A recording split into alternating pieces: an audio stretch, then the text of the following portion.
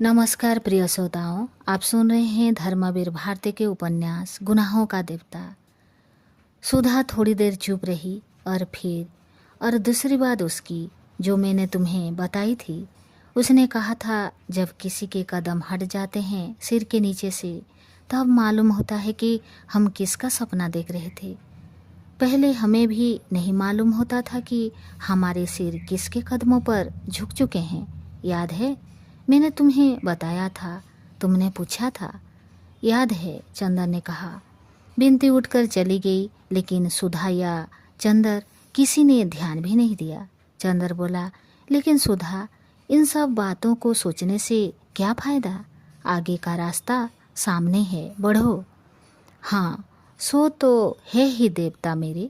कभी कभी जाने कितने पुरानी बातें मन में आ ही जाती हैं और मन करता है कि मैं सोचती ही जाऊं। जाने क्यों मन को बड़ा संतोष मिलता है। और चंदर, जब मैं वहाँ रहूंगी तुमसे दूर, तो इन्हीं स्मृतियों के अलावा और क्या शेष रहेगा? तुम्हें वह दिन याद है जब मैं गेसु के यहाँ नहीं जा पाई थी और उस स्थान पर हम लोगों में झगड़ा हो गया था? चंदर, वहाँ सब कुछ है, लेकिन मैं लड़ूंगी झगड़ूंगी किससे वहाँ? चंदर एक फीकी सी हंसी हंसकर बोला, अब क्या जन्म भर बच्ची ही बनी रहोगी? हाँ चंदर, चाहती तो यही थी, लेकिन जिंदगी तो जबरदस्ती सब कुछ छीन लेती है और बदले में कुछ भी नहीं देती। आओ चलो लन पर चलें, शाम को तुमसे बातें ही करेंगे। उसके बाद सुधा रात को 8 बजे उठी। जब बुआ तैयार होकर स्टेशन जा रही थी और ड्राइवर मोटर निकाल रहा था और उदास टिमटिमाते हुए सितारों ने देखा कि चंदर और सुधा दोनों की आंखों में आंसुओं के अवशेष नमी झिलमिला रही थी। उठते हुए सुधा ने क्षण भर चंदर की ओर देखा। चंदर से सिर झुका लिया और बहुत उदास आवाज में कहा, चलो सुधा, बहुत देर कर दी हम लोगों ने। 15 दिन बाद बुआ आई तो उन्होंने घर की शक्ल ही बदल दी। दरवाजे पर और बरसाती में हल्दी के हाथों की छाप लग गई। कमरों का सभी सामान हटाकर दरिया बिछा दी गई और सबसे अंदर वाले कमरे में सुधा का सब सामान रख दिया गया। स्टडी रूम की सभी किताबें समेट दी गई और वहाँ एक बड़ी सी मशीन लाकर रख दी गई जिस पर बैठकर बिनती सिलाई करती थी। उसी को कपड़े और गहनों का भंडारा घर बनाया गया और उसका चाबी बिनती या बुआ के पास रहती थी। गांव से एक महाराजीन, एक कहरीन और 2 मजदूर आए थे। वे सभी गैरेज में सोते थे और दिन भर काम करते थे और पानी पीने को मांगते रहते थे। सभी कुर्सियाँ और सोफा सेट निकलवा कर सायबन में लगवा दिए गए थे। रसोई के घर वाली कोठरी में कुल्हड़, पतले, प्याले वगैरह रखे थे और पूजा वाले कमरे में शक्कर, घी, तरकारी और अनाज था। मिठाई कहाँ रखी जाएगी, इस बात पर बुआजी, महाराजीन और बिनती में घंटे भर तक बहस हुई। लेकिन जब बुआजी ने बिनती से कहा, अपने लड़के बच्चे का ब्याह कियो तो कतरनी अस जबान चलाए लियो, अबहिन हर काम में काहे टांग अड़वा करत हो, तो बिनती चुप हो गई और अंत में बुआजी की राय सर्वोपरि मानी गई। बुआजी की जबान जितनी तेज थी, हाथ भी उतने ही तेज। 4 बोरा गेहूं उन्होंने साफ करके कोठरियों में भरवा दिए। कम से कम 5 तरह की दालें लाई थी। बेसन पिसवाया, दाल दरवाई, पापड़ बनवाए, मैदा छनवाया, सूजी दरवाई, बोरी मोंगरी डलवाई, चावल की कचौरियाँ बनाई और सबको अलग अलग गठरी में बांधकर रख दिया। रात को अक्सर बुआजी, महाराजीन तथा गांव की महरीन ढोलक लेकर बैठ जाती और गीत गाती। बिनती उनमें भी शामिल रहती। सच पूछो तो सुधा के ब्याह का जितना उत्साह बुआ को नहीं था, उतना बिनती को था। वह सुबह से उठकर झाड़ू लेकर सारा घर बुहार डालती थी। इसके बाद नहाकर तरकारी काटती, इसके बाद फिर चाय चढ़ाती। डॉक्टर साहब, चंदर, सुधा सभी को चाय देती। बैठकर चंदर अगर कुछ हिसाब लिखता तो हिसाब लिखती, फिर अपनी मशीन पर बैठ जाती और 12-1 बजे तक सिलाई करती रहती। फिर दोपहर को चावल और दाल बीनती, शाम को खरबूजे काटती, शरबत बनाती और रात भर जाग जाग कर गाती या दीदी को हंसाने की कोशिश करती। एक दिन सुधा ने कहा, मेरे ब्याह में तो इतनी खुश है, अपने ब्याह में क्या करेगी? तो बिनती ने जवाब दिया, अपने ब्याह में तो मैं खुद बैंड बजाऊंगी वर्दी पहनकर। घर चमक उठा था जैसे रेशम, लेकिन रेशम के दमकदार रंगीन उल्लास भरे गोले के अंदर भी एक प्राणी होता है, उदास, स्तब्ध, अपनी सांस रोककर अपनी मौत की क्षण क्षण प्रतीक्षा करने वाला रेशम का कीड़ा। घर के इस सारे उल्लास और चहल पहल से घिरा हुआ सिर्फ एक प्राणी था, जिसकी सांस धीरे धीरे डूब रही थी, जिसकी आंखों की चमक धीरे धीरे कुम्हाला रही थी, जिसकी चंचलता ने उसकी नज़रों से विदा मांग ली थी। वह थी सुधा। सुधा बदल गई थी। गोरा चंपई चेहरा पीला पड़ गया था और लगता था जैसे वह बीमार हो। खाना उसे जहर लगने लगा था। अपने कमरे को छोड़कर कहीं जाती ना थी। एक शीतल पाटी बिछाए उसी पर दिन रात पड़ी रहती थी। बिनती जब हंसती हुई खाना लाती और सुधा के इनकार पर बिनती के आंसू छलछला आते, तब सुधा पानी के घूंट के सहारे कुछ खा लेती और उदास फिर अपनी शीतल पाटी पर लेट जाती। स्वर्ग को कोई इंद्रधनुष से भर दे और सची को जहर पिला दे, कुछ ऐसा ही लग रहा था वह घर। डॉक्टर शुक्ला का साहस ना होता था सुधा से बोलने का। वह रोज बिनती से पूछ लेती, सुधा खाना खाती है या नहीं? बिनती कहती हाँ, तो एक गहरी सांस लेकर अपने कमरे में चले जाते। चंदर परेशान था। उसने इतना काम शायद कभी भी ना किया हो अपनी जिंदगी में। सुनार के यहाँ, कपड़े वाले के यहाँ, फिर रसनिंग अफसर के यहाँ, पुलिस बैंड ठीक कराने पुलिस लाइन्स, अर्जी देने मजिस्ट्रेट के यहाँ, रुपया निकालने बैंक, शमियाने का इंतजाम, पलंग कुर्सी वगैरह का इंतजाम, खाने परसने के बर्तनों के इंतजाम और जाने क्या क्या। और जब बुरी तरह थक कर आता जेठ की तपती हुई दोपहरी में, तब बिनती आकर बताती, सुधा ने आज फिर कुछ नहीं खाया। तो उसका मन होता था वह सिर पटक पटक दे। वह सुधा के पास जाता। सुधा आंसू पोंछ कर बैठती, एक टूटी फूटी मुस्कान से चंदर का स्वागत करती। चंदर उससे पूछता, खाती क्यों नहीं? खाती तो हूँ चंदर, इससे ज़्यादा गर्मियों में कभी नहीं खाती थी, सुधा कहती और इतने दृढ़ स्वर से कि चंदर से कुछ प्रतिवाद नहीं करते बनता। अब बाहरी काम लगभग समाप्त हो गए थे। वैसे तो सभी जगह हल्दी छिड़क कर पत्र रवाना किए जा चुके थे, लेकिन निमंत्रण पत्र भी बहुत सुंदर छपकर आए। हालांकि कुछ देर हो गई थी। ब्याह को अब कुल 7 दिन बचे थे।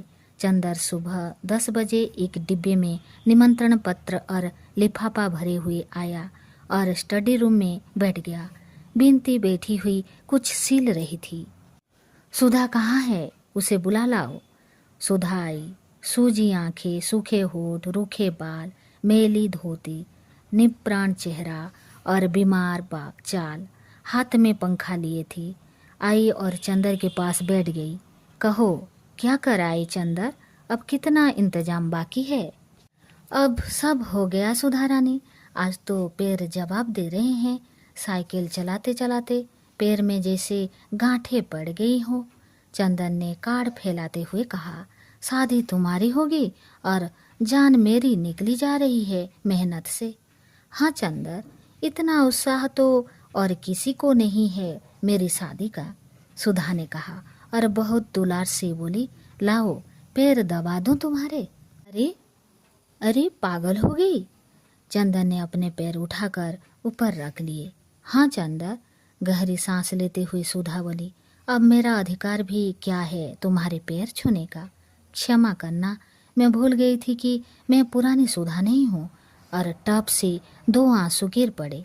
सुधा ने पंखे की ओट पर आंखें पोंछ ली।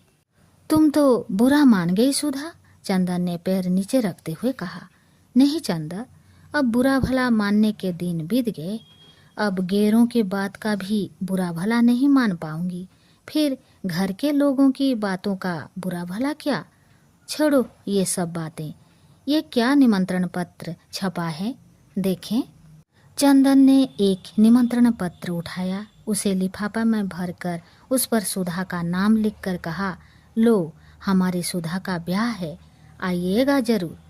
सुधा ने निमंत्रण पत्र ले लिया। अच्छा, एक फीकी हंसी हंसकर बोली, अच्छा अगर हमारे पतिदेव ने आज्ञा दे दी तो आऊंगी आपके यहाँ। उनका भी नाम लिख दीजिए, वरना बुरा ना मान जाए। और सुधा उठ खड़ी हुई। कहाँ चली? चंदन ने पूछा। यहाँ बहुत रोशनी है, मुझे अपना अंधेरा कमरा ही अच्छा लगता है, सुधा बोली। चलो बिनती, वहीं कार्ड ले चलो, चंदन ने कहा। आओ सुधा, आज कार्ड लिखते जाएंगे, तुमसे बात करते जाएंगे। जिंदगी देखो सुधी, आज 15 दिन से तुमसे 2 मिनट बैठकर बात भी ना कर सके। अब क्या करना है चंदन, जैसा कह रहे हो वैसा कर तो रही हूँ। अभी कुछ और बाकी है क्या? बता दो, वह भी कर डालो। अब तो रो पीट कर ऊंचा बनना ही है। बिनती ने कार्ड समेटे तो सुधा डांट कर बोली, रख इसे यहाँ। चली उठा के, बड़ी चंदर की आज्ञाकारी बनी है, ये भी हमारी जान की गाहक हो गई। अब हमारे कमरे में लाई ये सब तो टांग तोड़ दूंगी, पाजी कहीं की। बिनती ने कार्ड धर दिए। नौकर ने आकर कहा, बाबूजी कुम्हार अपना हिसाब मांगता है। अच्छा, अभी आया सुधा, और चंदर चला गया। और इस तरह दिन बीत रहे थे। शादी नज़दीक आती जा रही थी और सभी का सहारा एक दूसरे से छूटता जा रहा था। सुधा के मन पर जो कुछ भी धीरे धीरे मरघट की उदासी की तरह बैठता जा रहा था, और चंदर अपने प्यार से, अपनी मुस्कानों से, अपने आंसुओं से धो देने के लिए व्याकुल हो उठा था। लेकिन यह जिंदगी थी जहाँ प्यार हार जाता है, मुस्कानें हार जाती हैं, आंसू हार जाते हैं। तस्तरी, प्याले, कुल्हड़, पतले, कलीने, दरियाँ और बाजे जीत जाते हैं। जहाँ अपनी जिंदगी की प्रेरणा मूर्ति के आंसू गिनने के बजाय कुल्हड़ और प्याले गिनवा कर रखने पड़ते हैं, और जहाँ किसी आत्मा की उदासी को अपने आंसुओं से धोने के बजाय पतले धुलवाना ज़्यादा महत्वपूर्ण होता है। जहाँ भावना और अंतर्द्वंद के सारे तूफान सुनार और बिजली वालों की बातों में डूब जाते हैं, और जहाँ 2 आंसुओं में डूबते हुए व्यक्तियों की पुकार सहनाइयों की आवाज़ में डूब जाती हैं, और जिस वक्त की आदमी के हृदय का कण कण क्षत विक्षत हो जाते हैं, जिस वक्त उसकी नसों में सितारे टूटते हैं, जिस वक्त उसके माथे पर आग धधकती है, जिस वक्त उसके सिर पर से आसमान और पांव तले से धरती हट जाती है, उस समय उसे शादी की साड़ियों का मोल तोल करना पड़ता है और बाजे वाले को एडवांस रुपया देना पड़ता है। ऐसी थी उस वक्त चंदर की जिंदगी, और उस जिंदगी ने अपना चक्र पूरी तरह चला दिया था। करोड़ों तूफान घुमड़ते हुए उसे नचा रहे थे। वह एक क्षण भी कहीं नहीं टिक पाता था। एक पल भी उसे चैन नहीं था। एक पल भी वह यह नहीं सोच पाता था कि उसके चारों ओर क्या हो रहा है। वह बेहोशी में, मूर्छा में मशीन की तरह काम कर रहा था। आवाज़ें थी कि उसके कानों से टकरा कर चली जाती थी। आंसू थे कि हृदय को छू नहीं पाते थे। चक्र उसे फंसाकर खींचे लिए जा रहे थे। बिजली से भी ज़्यादा तेज, प्रलय से भी ज़्यादा सख्त वह खींचा जा रहा था। सिर्फ एक और शादी का दिन। सुधा ने नथुनी पहनी, उसे नहीं मालूम। सुधा ने कोरे कपड़े पहने, उसे नहीं मालूम। सुधा ने चूड़ी पहने, उसे नहीं मालूम। घर में गीत हुए, उसे नहीं मालूम। सुधा ने चूल्हा पूछते वक्त अपना सिर पटक दिया, उसे नहीं मालूम। वह व्यक्ति नहीं था, तूफान में उड़ता हुआ एक पीला पत्ता था जो वात्या चक्र में उलझ गया था और झोंके उसे नचाए जा रहे थे। और उसे होश आया तब जब बिनती जबरदस्ती उसका हाथ पकड़कर खींच ले गई। बारात आने के एक दिन पहले उस छत पर जहाँ सुधा पड़ी रो रही थी, चंदर को ढकेल कर चली आई। चंदर के सामने सुधा थी, सुधा जिससे वह पता नहीं क्यों बचना चाहता था, अपनी आत्मा के संघर्षों से, अपने अंतःकरण के घावों की कसक से घबराकर, जिसे कोई आदमी एकांत कमरे में भागकर भीड़ में मिल जाता है, भीड़ के निरर्थक शोर में अपने को खो देना चाहता है, बाहर के शोर में अंदर का तूफान भुला देना चाहता है। उस तरह चंदर पिछले हफ्ते से सब कुछ भूल गया। उसे सिर्फ एक चीज याद रहती थी, शादी का प्रबंध।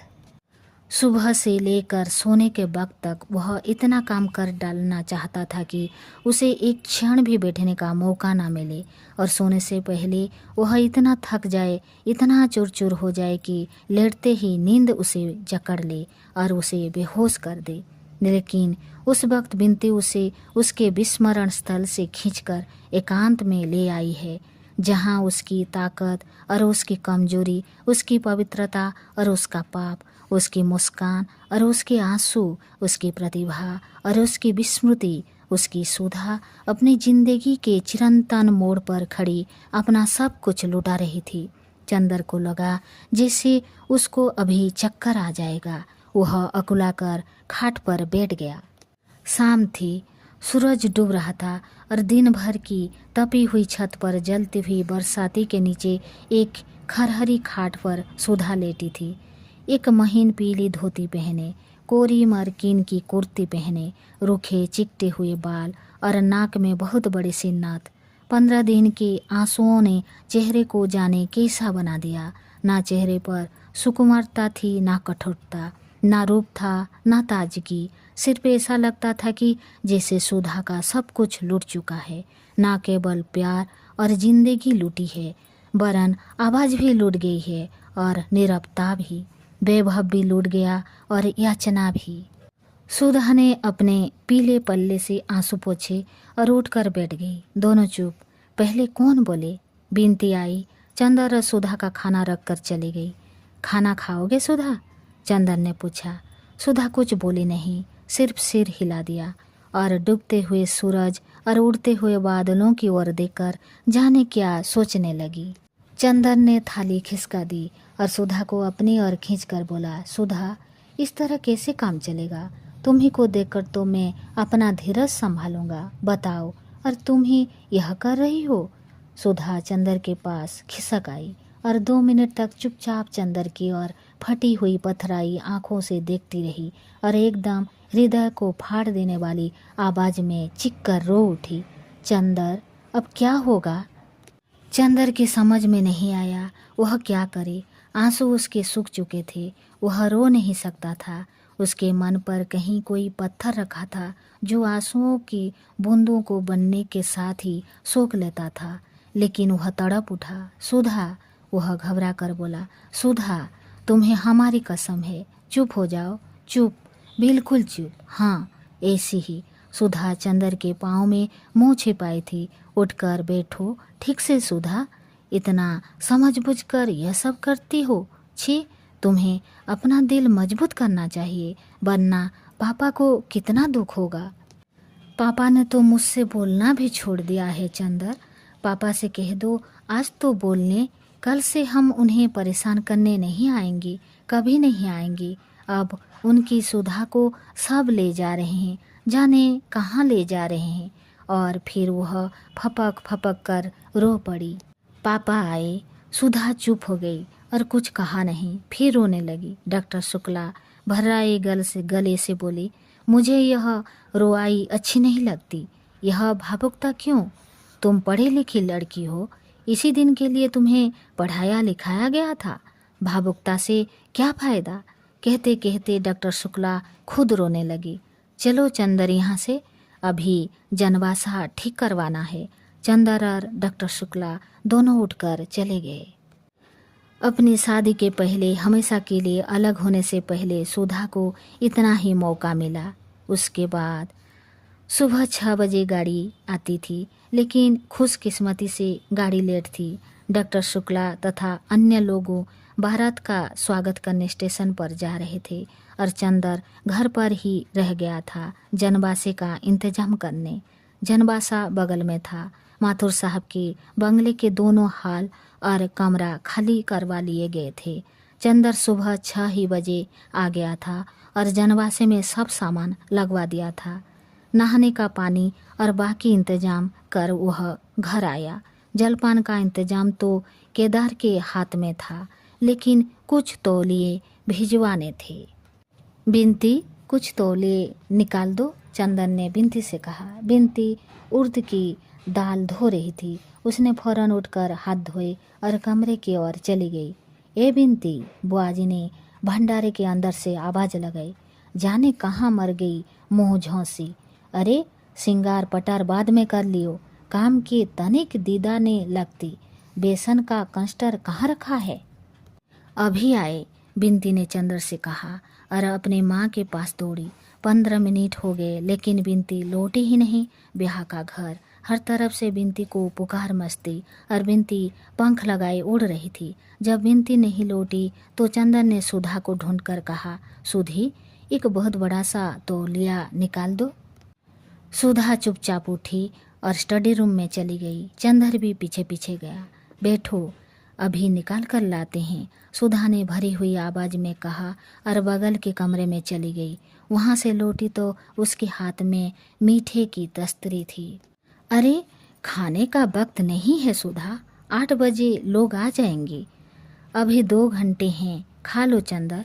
अब कभी तुम्हारे काम में हर्जा करके खाने को नहीं कहूँगी, सुधा बोली।